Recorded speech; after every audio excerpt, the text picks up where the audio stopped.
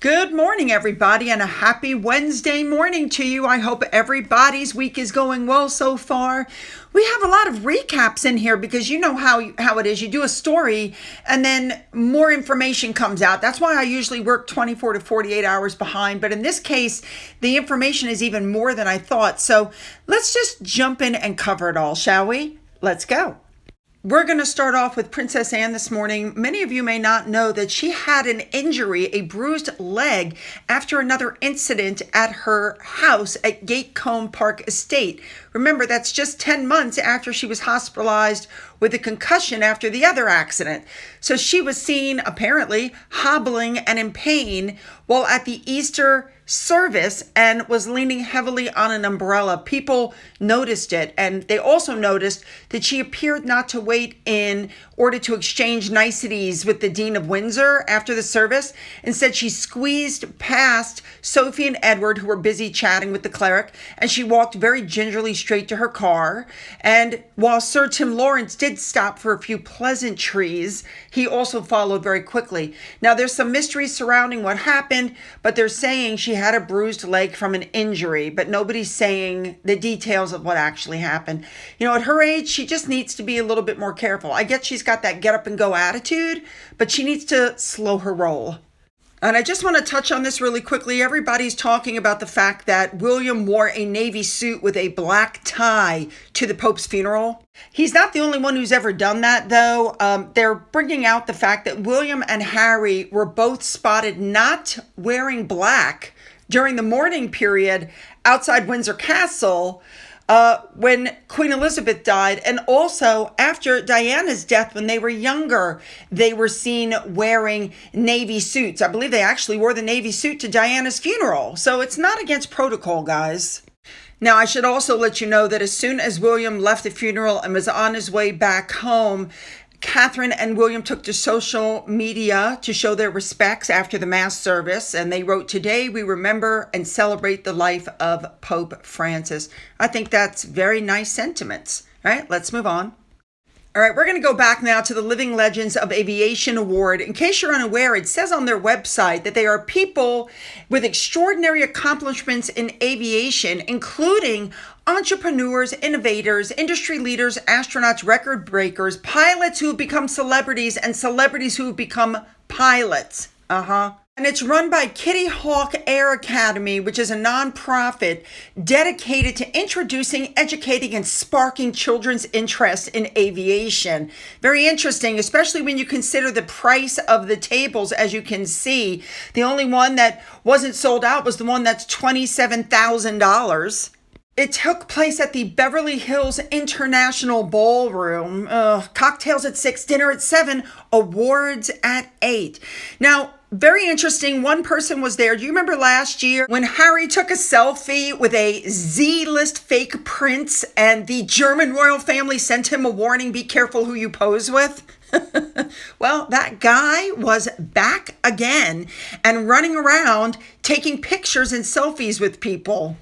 For those of you who don't remember, his name is Mario Max. He was adopted at the age of 24 by a member of the Schomburg-Lippe family. He then adopted the title of prince afterwards, but his relatives, including the head of the house, Prince Alexander, say that this guy is not a prince and he's been harvesting the family name for years for press.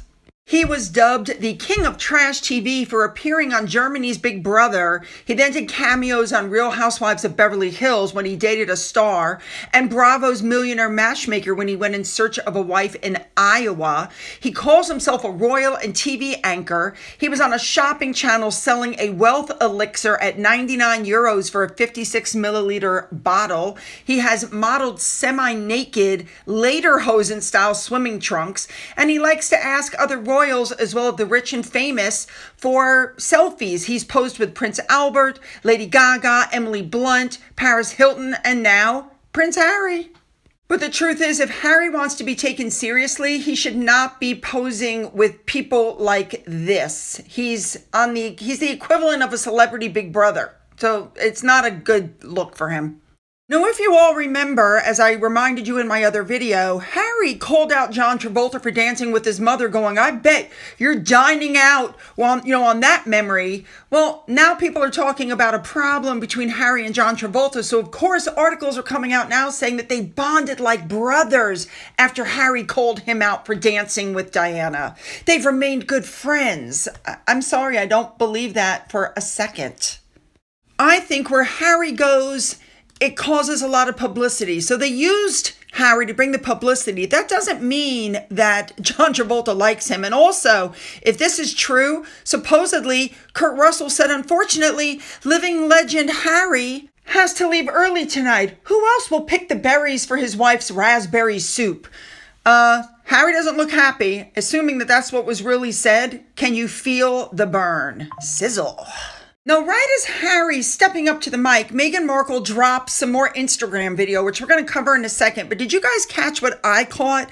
She's on that stage talking, but she didn't highlight any charities that she's connected to. She didn't highlight any of the issues that she championed. She didn't do anything except talk about herself, how she's trying to make money with her flower sprinkles, how she's trying to make money with, her podcast, personal stuff. It's all about her and Harry. It's nothing about the philanthropy that they're supposed to be about.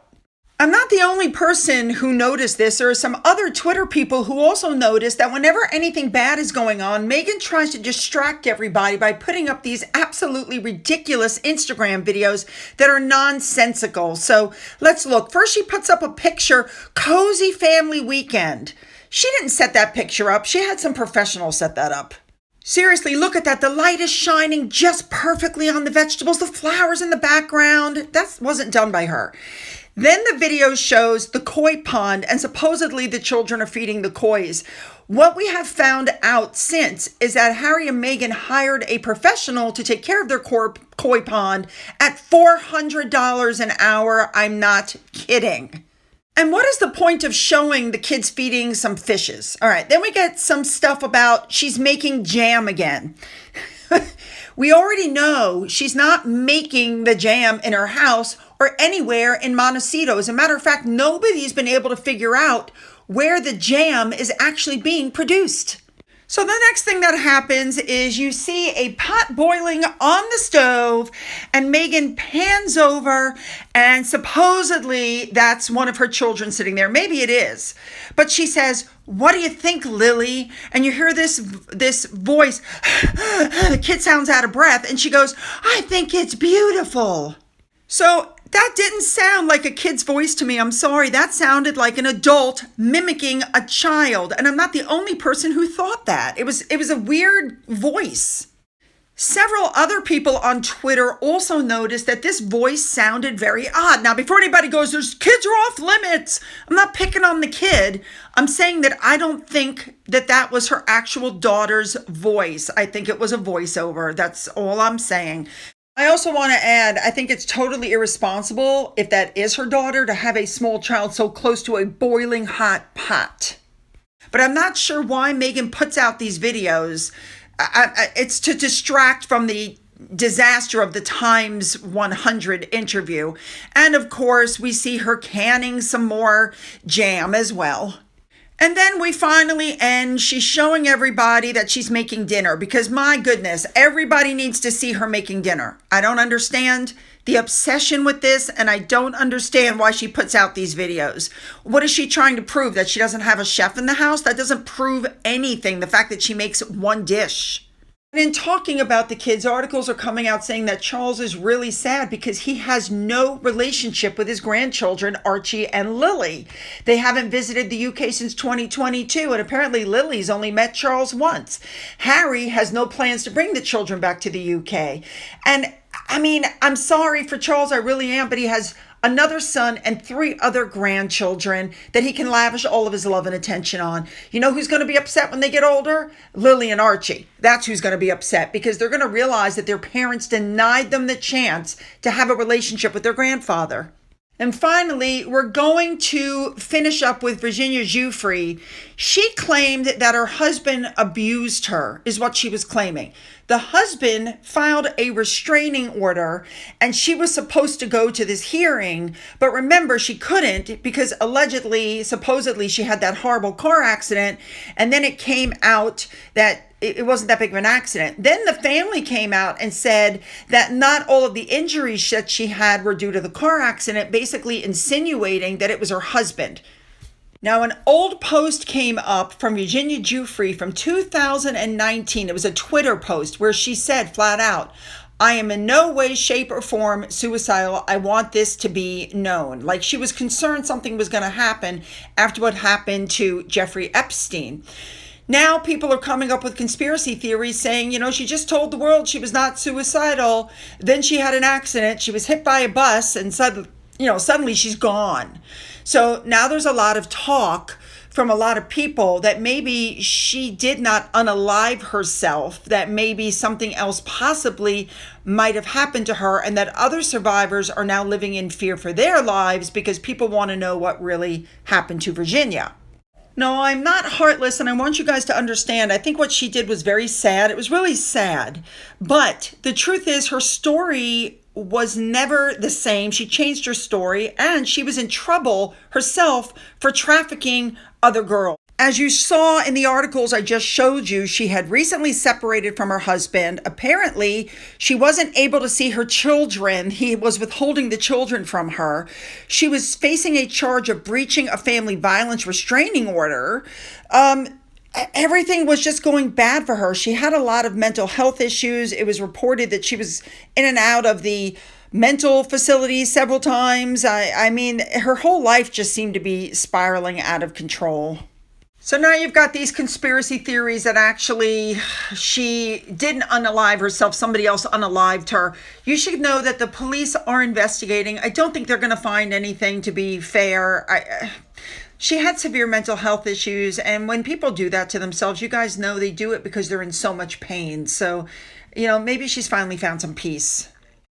I want your comments on this update. Don't forget to hit the like and the subscribe button and the bell for all notifications. And down in the description box, my links will be there for Twitter, Gettr, Rumble, email, my Amazon wish list, my father's book, my second channel, and a physical address. For those of you who've donated to my coffee fund, thank you so much. And as always, you guys, have a great day.